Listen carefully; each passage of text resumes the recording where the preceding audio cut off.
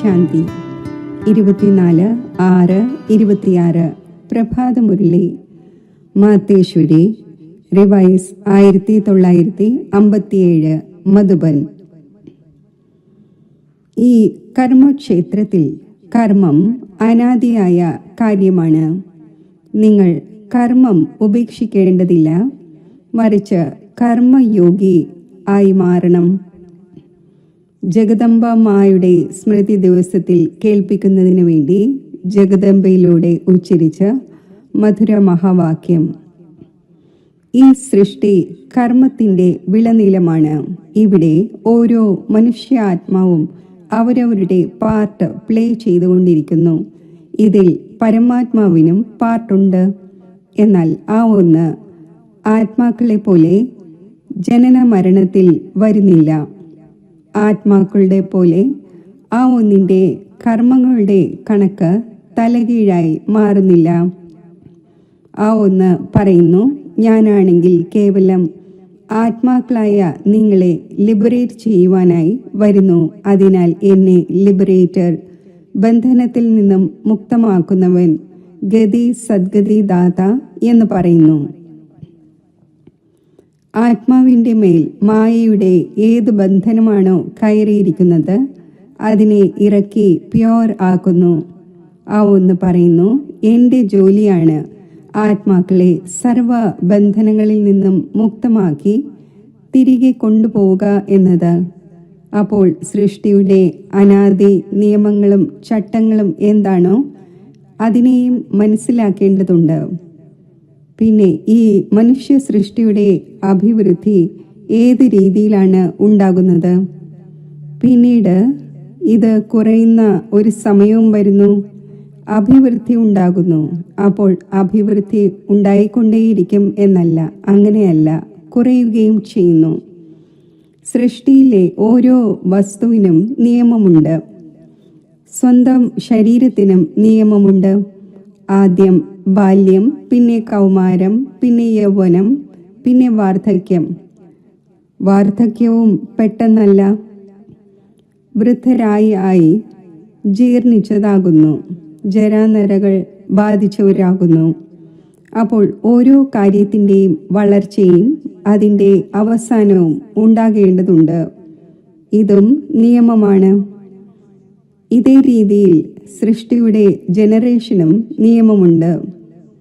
ഓരോ ജീവന്റെയും സ്റ്റേജസ് ഉണ്ട്.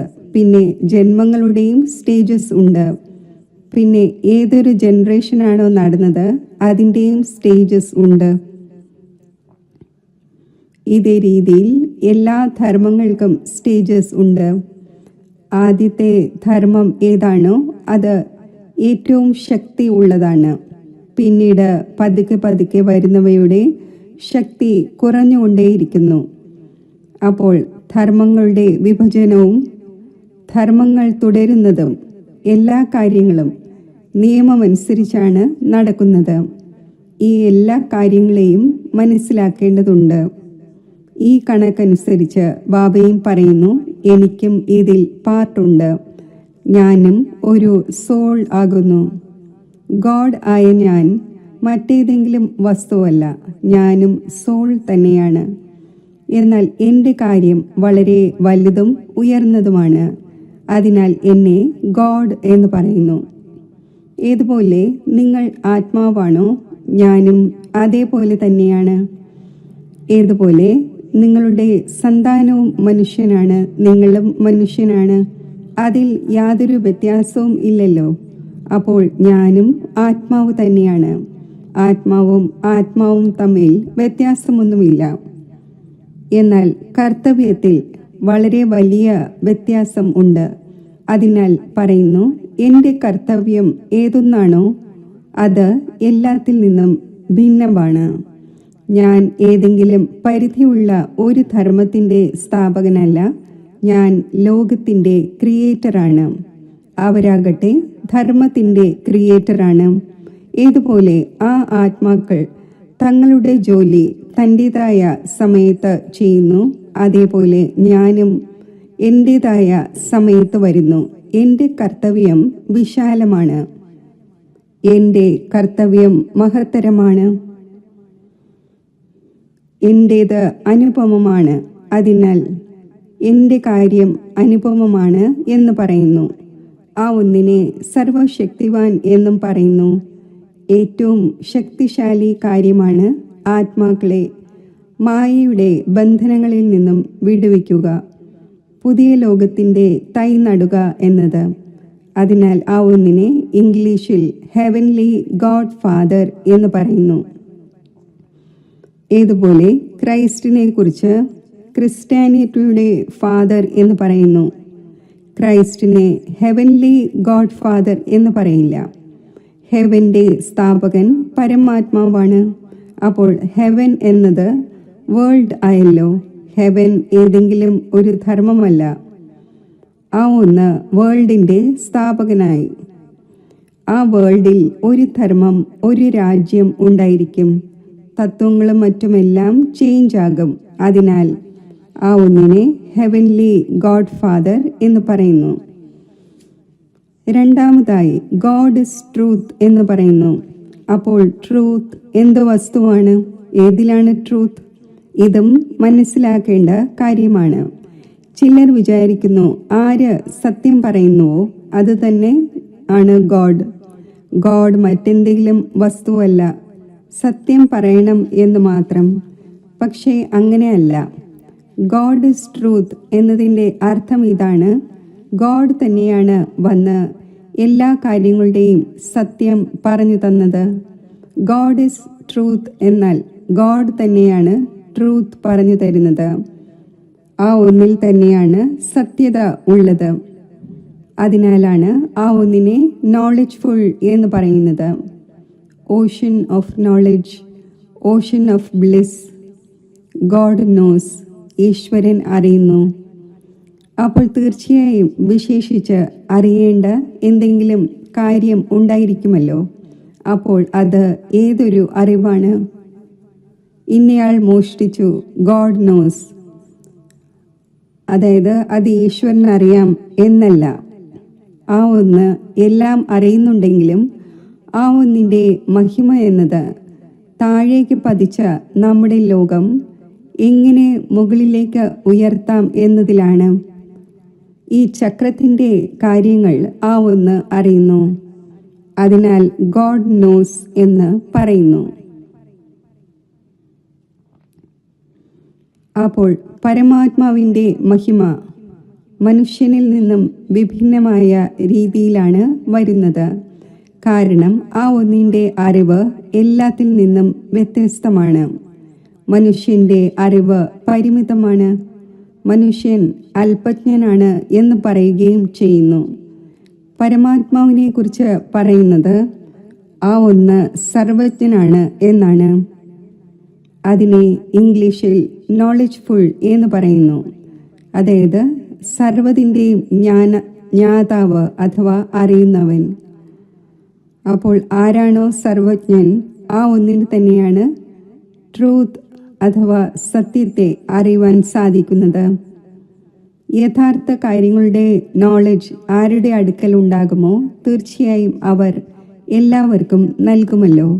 അഥവാ സ്വയം അറിയാമായിരിക്കുകയും മറ്റുള്ളവർക്ക് നൽകാതിരിക്കുകയുമാണെങ്കിൽ അതിലൂടെ നമുക്ക് എന്ത് നേട്ടം? അറിയട്ടെ. പക്ഷേ അങ്ങനെയല്ല. ആ ഒന്നിൻ്റെ അറിവിലൂടെ നമുക്ക് നേട്ടം ലഭിച്ചിട്ടുണ്ട്. അതിനാലാണ് നമ്മൾ ആ ഒന്നിൻ്റെ ക്വാളിഫിക്കേഷൻസ്, യോഗ്യതകൾ പാടുന്നത്, ആ ഒന്നിൻ്റെ പിന്നാലെ പോകുന്നത്. എപ്പോഴെങ്കിലും എന്തെങ്കിലും സംഭവിക്കുകയാണെങ്കിൽ പറയുന്നു, ഹേ ഭഗവാൻ, ഇപ്പോൾ നീ ഇത് ചെയ്യൂ, കാരുണ്യം കാണിച്ച് ദയ കാണിച്ച് എൻ്റെ ദുഃഖം അകറ്റൂ. നമ്മൾ ആ ഒന്നിനോട് യാചിക്കുന്നുണ്ടല്ലോ, ആ ഒന്നുമായി ഒരു ബന്ധമുണ്ടല്ലോ. അതിനാലാണ് ആ രീതിയിൽ ഓർമ്മിക്കുന്നത്. ആ ഒന്ന് നമ്മുടെ മേൽ ഒരു ഉപകാരം ചെയ്തതുപോലെ. അഥവാ ഒരിക്കലും ഒന്നും ചെയ്തിട്ടില്ലായിരുന്നെങ്കിൽ നമ്മൾ എന്തിനാണ് ആ ഒന്നിനു വേണ്ടി തലപൊകിക്കുന്നത്? ആരെങ്കിലും കഷ്ടപ്പാടിൻ്റെ സമയത്ത് സഹായിക്കുകയാണെങ്കിൽ ഇയാൾ വളരെയധികം കഷ്ടപ്പാടിൻ്റെ സമയത്ത് എന്നെ സഹായിച്ചിരുന്നു എന്നത് മനസ്സിൽ വരും. കൃത്യസമയത്ത് എന്നെ രക്ഷിച്ചിരുന്നു. അപ്പോൾ ആ ഒന്നിനോട് മനസ്സിൽ സ്നേഹം ഉണ്ടായിരിക്കും. അപ്പോൾ പരമാത്മാവിനോടും ഇങ്ങനെയുള്ള സ്നേഹം വരുന്നു. അതായത് ആ ഒന്ന് കൃത്യസമയത്ത് നമ്മളെ സഹായിച്ചിട്ടുണ്ട്. എന്നാൽ എപ്പോഴെങ്കിലും ഏതെങ്കിലും മനുഷ്യൻ്റെ നല്ലത് സംഭവിക്കുകയാണെങ്കിൽ ഇത് ഭഗവാനാണ് ചെയ്തത്, ഭഗവാൻ ഇങ്ങനെ തന്നെ ചെയ്യുകയുള്ളൂ എന്ന് പറയുക എന്നാകരുത്. എന്നാൽ ആ ഒന്നിൻ്റേത് വലിയ കാര്യമാണ്, വേൾഡിൻ്റെ കാര്യമാണ്, ലോകവുമായി ബന്ധപ്പെട്ട കാര്യമാണ്. അല്ലാതെ ആർക്കെങ്കിലും അല്പം പൈസ ലഭിച്ചുവെങ്കിൽ ഇത് ഭഗവാനാണ് ചെയ്തത് എന്നല്ല. ഇതാണെങ്കിൽ നമ്മളും നല്ല കർമ്മം ചെയ്യുമ്പോൾ ആ കർമ്മത്തിനുള്ള ഫലം ലഭിക്കുന്നതാണ്. നല്ലതും മോശവുമായ കർമ്മങ്ങളുടെ കണക്ക് പ്രവർത്തിക്കുന്നു, അതിൻ്റെയും ഫലം നമ്മൾ നേടിക്കൊണ്ടിരിക്കുന്നു. എന്നാൽ പരമാത്മാവ് വന്ന് ഏതൊരു കർമ്മമാണോ പഠിപ്പിച്ചത് അതിൻ്റെ ഫലം വേറെയാണ്. അല്പകാലത്തെ സുഖം ബുദ്ധിയുടെ ആധാരത്തിൽ ലഭിക്കുന്നു. എന്നാൽ ആ ഒന്ന് ഏതൊരു നോളജ് നൽകിയോ അതിലൂടെ നമ്മൾ സദാ സുഖം നേടുന്നു. അപ്പോൾ പരമാത്മാവിൻ്റെ കാര്യം വ്യത്യസ്തമായല്ലോ. അതിനാലാണ് പറയുന്നത്, ഞാൻ തന്നെ വന്ന് കർമ്മങ്ങളുടെ യഥാർത്ഥ നോളജ് എന്താണോ അത് പഠിപ്പിക്കുന്നു. അതിനെയാണ് കർമ്മയോഗം ശ്രേഷ്ഠമാണ് എന്ന് പറയുന്നത്. ഇതിൽ കർമ്മമോ വീടും കുടുംബമോ ഉപേക്ഷിക്കുന്നതിൻ്റെ കാര്യമില്ല. കേവലം നിങ്ങൾ തൻ്റെ കർമ്മങ്ങളെ എങ്ങനെ പവിത്രമാക്കും എന്നതിൻ്റെ നോളജ് ഞാൻ പറഞ്ഞു തരുന്നു. അപ്പോൾ കർമ്മത്തെ പവിത്രമാക്കുകയാണ് വേണ്ടത്, കർമ്മം ഉപേക്ഷിക്കുകയല്ല. കർമ്മം എന്നത് അനാദിയായ കാര്യമാണ്. ഈ കർമ്മക്ഷേത്രവും അനാദിയാണ്. മനുഷ്യൻ ഉണ്ടെങ്കിൽ കർമ്മവും ഉണ്ട്. പക്ഷേ ആ കർമ്മത്തെ നിങ്ങൾ എങ്ങനെ ശ്രേഷ്ഠമാക്കും അത് വന്ന് പഠിപ്പിക്കുന്നു. അതിലൂടെ പിന്നെ നിങ്ങളുടെ കർമ്മത്തിൻ്റെ കണക്ക് അകർമ്മമായി നിലകൊള്ളുന്നു. അകർമ്മം എന്നതിൻ്റെ അർത്ഥമാണ് യാതൊരു മോശമായ കണക്കുകളും ഉണ്ടാകുന്നില്ല. ബാബ പറയുന്നു, ഞാൻ ഈ ചെറിയൊരു സംഗമയുഗത്തിൽ നിങ്ങളുടെ ദേശത്തിൽ ഈ കോർപ്പറിയൽ ലോകത്തിൽ നിങ്ങൾക്ക് വേണ്ടി തന്നെയാണ് വന്നിരിക്കുന്നത്. അപ്പോൾ ഏറ്റവും കുറഞ്ഞത് എത്ര സമയമുണ്ടോ അത്രയും സമയം എന്നെക്കുറിച്ചൊന്ന് ചിന്തിക്കൂ. ബാബയുടേതായി മാറി അപ്പോൾ ഏറ്റവും കുറഞ്ഞത് ഇത്രയും ടൈം ശുദ്ധമായിരിക്കൂ.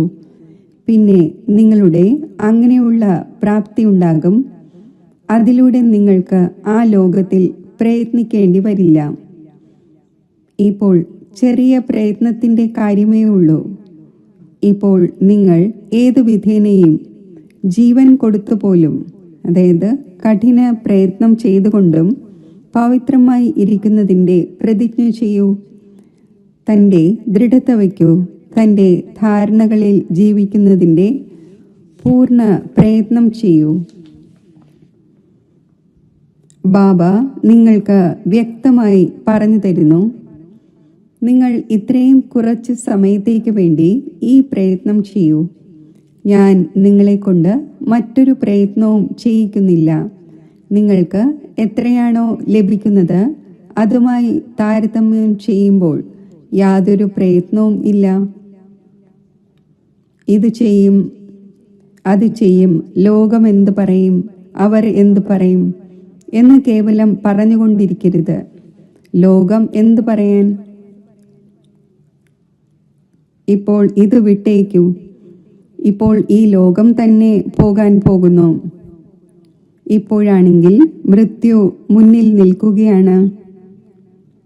നിങ്ങൾ ഇത്രയും വിപുലമായി ഉണ്ടാക്കി വച്ചിരിക്കുന്നത് എല്ലാത്തിൻ്റെയും വേസ്റ്റേജ് ചെയ്തുകൊണ്ടിരിക്കുകയാണ്. ഇപ്പോൾ ബാബ പറയുന്നു, ആ വേസ്റ്റേജിൽ നിന്നും രക്ഷിക്കൂ. ഈ ശരീര നിർവഹണത്തിന് വേണ്ടി എത്ര വേണമോ അത്രയും ചെയ്തുകൊള്ളൂ. നിങ്ങൾക്ക് എത്രത്തോളം ക്രിയേഷനുമായി കർമ്മ കണക്കുണ്ടോ അത്രയും ചെയ്യൂ. ഞാൻ എന്ത് പരിപാലിക്കുവാനാണ്? ഇവരെ നിങ്ങൾക്കു തന്നെയാണ് പരിപാലിക്കേണ്ടത്. എന്താണോ ആവശ്യമുള്ളത് അതിൽ നിങ്ങളെ ഫ്രീ ആക്കുന്നു. എന്നാൽ ഇപ്പോൾ എന്താണോ എക്സ്ട്രാ രചിച്ചുകൊണ്ടിരിക്കുന്നത് അതിൻ്റെ കാര്യത്തിൽ വിലക്കുന്നു. കാരണം ഇപ്പോൾ അത് നിലം പതിക്കുക തന്നെ വേണം. എന്തിനു വെറുതെ തൻ്റെ സമയം പാഴാക്കിക്കൊണ്ടിരിക്കുന്നു? ഈ വെറുതെയുള്ള പ്രശ്നങ്ങൾ കാരണം തന്നെയാണ് നിങ്ങൾ ദുഃഖിതരായത്. ആ പ്രശ്നങ്ങളിൽ നിന്നും നിങ്ങൾക്ക് എങ്ങനെ മുക്തമാകാം എന്നത് തന്നെയാണ് നിങ്ങൾക്ക് പറഞ്ഞു തരുന്നത്. എന്നിട്ടും ഇരുന്ന് അനേകം ഒഴിവ് പറയുന്നത് എവിടുത്തെ രീതിയാണ്? എന്നിട്ടും ബാബ പറയുന്നു, നോക്കിക്കൊള്ളൂ, ഇപ്പോൾ അഥവാ എനിക്ക് നേരായി വിരൽ നൽകുന്നില്ലെങ്കിൽ, കൈ തരുന്നില്ലെങ്കിൽ, പിന്നെ ഞാൻ നിങ്ങളെ മൂക്കിൽ പിടിച്ചു കൊണ്ടുപോകും. മൂക്കിൽ പിടിച്ചാൽ പിന്നെ ശ്വാസം മുട്ടും, പിന്നെ ദുഃഖമുണ്ടാകും, ശിക്ഷകൾ അനുഭവിക്കേണ്ടി വരുമല്ലോ. അതിനാൽ പറയുന്നു, ഇപ്പോൾ കയ്യിൽ കൈ കോർത്ത് നേരെ നടക്കേണ്ട ടൈം വന്നിരിക്കുകയാണ്. അഥവാ നേരായ രീതിയിൽ നടക്കുകയില്ലെങ്കിൽ പിന്നെ എൻ്റെ കയ്യിൽ നിങ്ങളുടെ മൂക്കം വരും. പിന്നെ നോക്കിക്കൊള്ളൂ, പിന്നെ ആ സമയത്ത് ഒന്നും നടക്കുകയില്ല, ഒന്നും ചെയ്യുവാൻ സാധിക്കില്ല. അതിനാൽ ബാബ പറയുന്നു, ഹേ കുട്ടികളെ, ഇപ്പോൾ നിങ്ങൾ എൻ്റേതായിട്ടും എൻ്റെ അടുക്കൽ വന്നിട്ടും എൻ്റെ കാര്യങ്ങൾ കേട്ടിട്ടും അഥവാ ഒന്നും ചെയ്തില്ലെങ്കിൽ അവർക്ക് വളരെ കടുത്ത ശിക്ഷകളുണ്ട്. അതിനാൽ അറിഞ്ഞുകൂടാത്ത പാവങ്ങൾ ആരാണോ ആ കാര്യം വേറെയാണ്.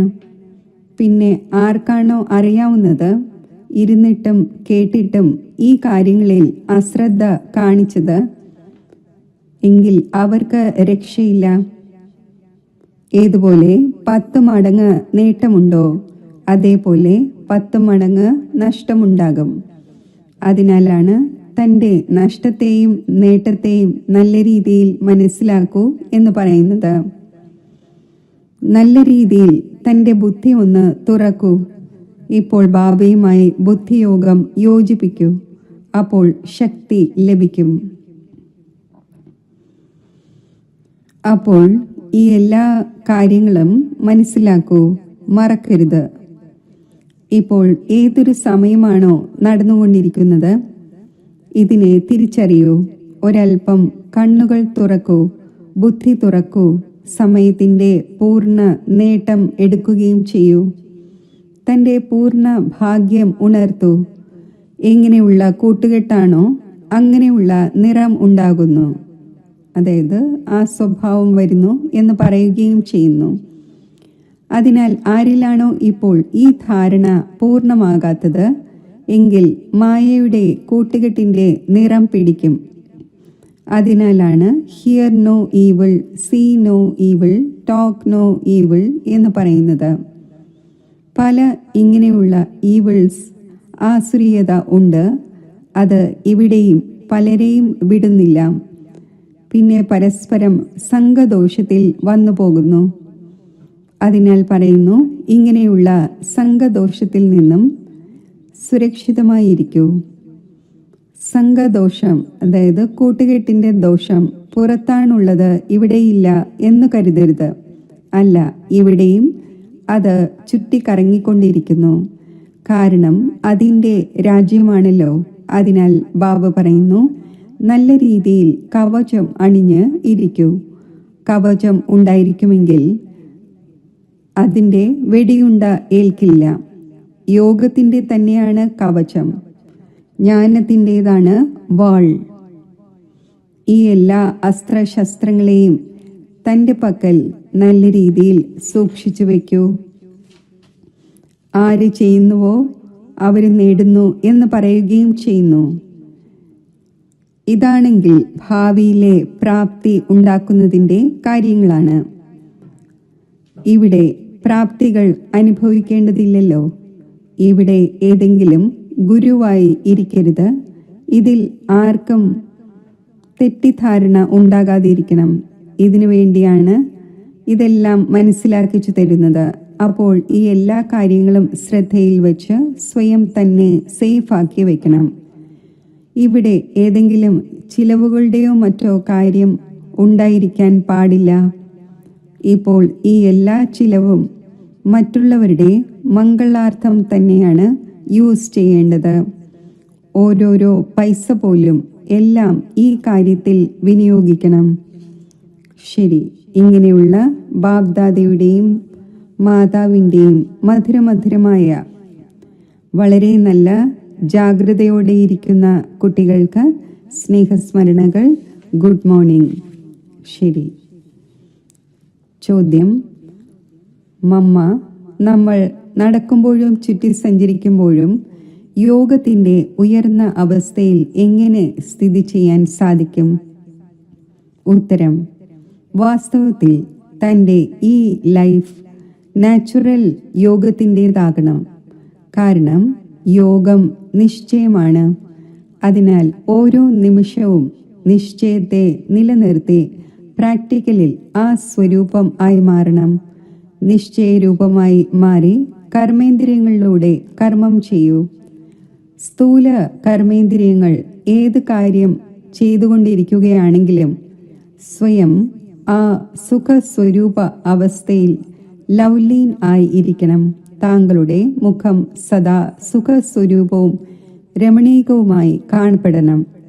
യാതൊരു അശുദ്ധ സങ്കല്പ വികല്പം ഉണ്ടാകരുത്. ഈശ്വരീയ ആനന്ദത്തിൽ ആന്തരിക മഗ്ന അവസ്ഥയിൽ ഇരിക്കൂ. എങ്കിൽ പിന്നെ യാതൊരു അശുദ്ധ സങ്കല്പ വികല്പങ്ങളുടെ ഉൽപ്പത്തി ഉണ്ടാവുകയില്ല. ശുദ്ധവും പ്യോറുമായ ഭൂമിയിൽ ഏതൊരു സങ്കല്പം ഉൽപ്പന്നമായാലും അത് ലോകക്ഷേമത്തിനു വേണ്ടിയോ തൻ്റെ ഉന്നതിക്ക് വേണ്ടിയോ ആയിരിക്കും. ഇത് അതിമധുരമായ സുന്ദരമായ അവസ്ഥയാണ്. അത് വേണ്ട സമയത്ത് സഹായം ചെയ്യുന്നു. ഇങ്ങനെയുള്ള ഈശ്വരീയവും അലൗകികവും മധുരവുമായ പ്യോർ ലൈഫ് ഉണ്ടാക്കുന്നതിനുള്ള ഗോൾഡൻ ചാൻസ് ഇപ്പോൾ തന്നെയാണ് നിങ്ങൾക്ക് ലഭിച്ചിരിക്കുന്നത്. അപ്പോൾ ഇങ്ങനെയുള്ള അവസ്ഥ ഉണ്ടാക്കുന്നതിനായി ഒരല്പം പ്രയത്നിക്കൂ. എപ്പോഴാണോ നമ്മൾ യോഗത്തിൽ ഇരിക്കുന്നത് അപ്പോൾ ഉള്ളിൽ മന്ത്രമോ പൂജയോ ജപമോ മറ്റോ ഒന്നും ചെയ്യുന്നില്ല. ഏതുപോലെ ഭക്തിമാർഗത്തിൽ എന്തെങ്കിലുമൊക്കെ ഉള്ളിൻ്റെ ഉള്ളിൽ പ്രാർത്ഥിക്കുന്നു, മാല ജപിക്കുന്നു, മൂർത്തിയെ മുന്നിൽ വച്ച് പുഷ്പം അർപ്പിക്കുന്നു.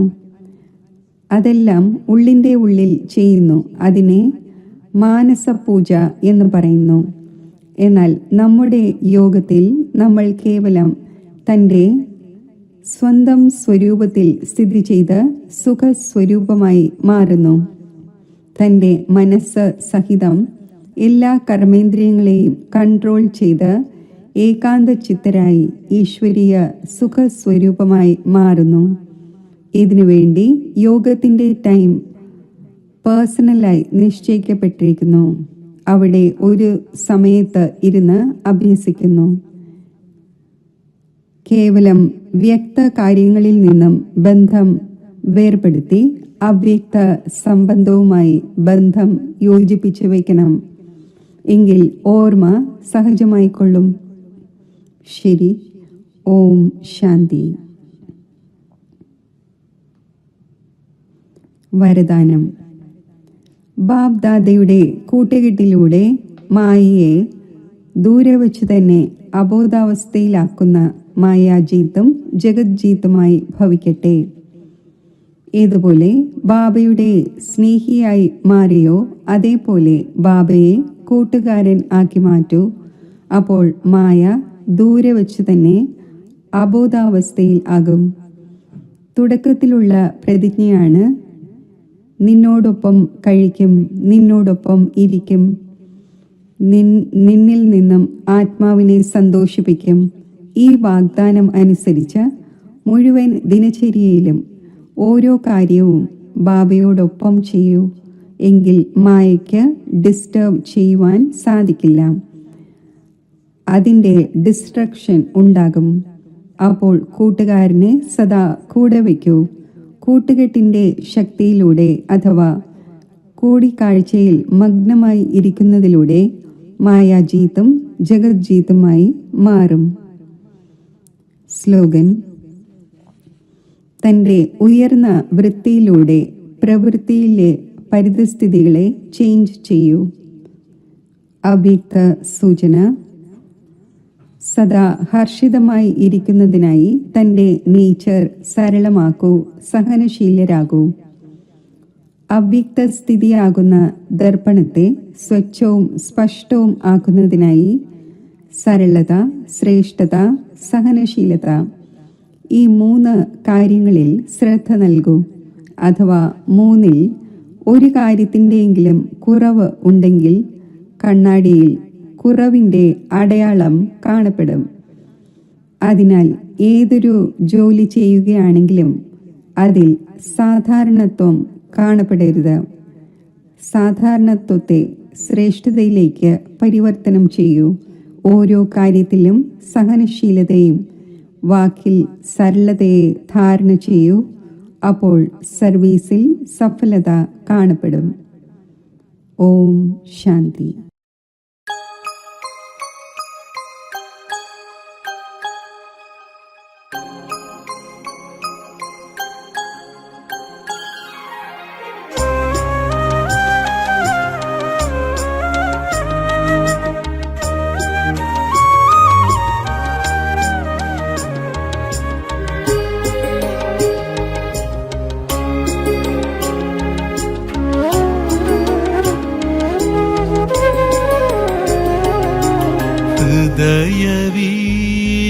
ഹൃദയവീണമീട്ടി സ്നേഹഗീതം പാടി ജഗത്തിനമ്മയായി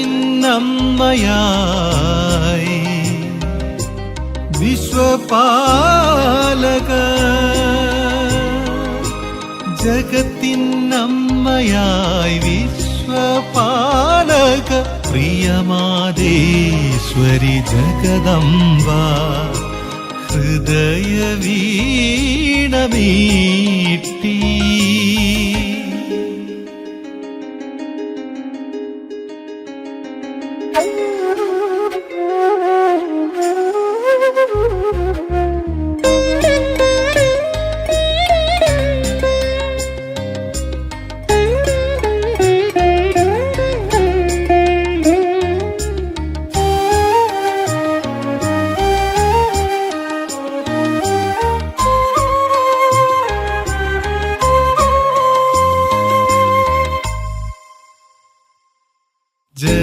ജഗദീശ്വരന്റെ ഹൃദയ സിംഹാസനത്തിൽ ഉപവിഷ്ടയാമിൻ പ്രിയമമ്മ,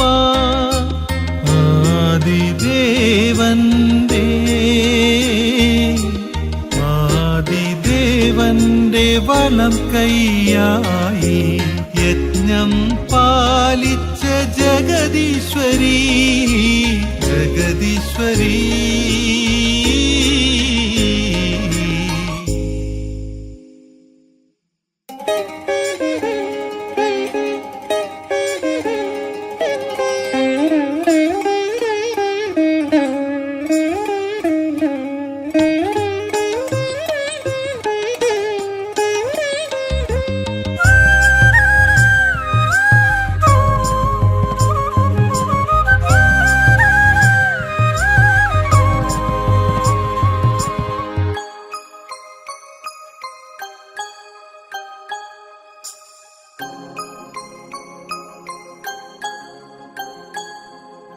ശാന്തി സ്വരൂപിണി, ശാന്തി പ്രദായിനി, സത്യസ്നേഹത്തിൻ വരദായിനി, സരസ്വതി ദേവി, സരസ്വതി ദേവി, വിദ്യാവാഹിനി, ജ്ഞാനപ്ര പ്രകാശിനി ശിവശക്തി രൂപിണി ശിവശക്തി രൂപിണി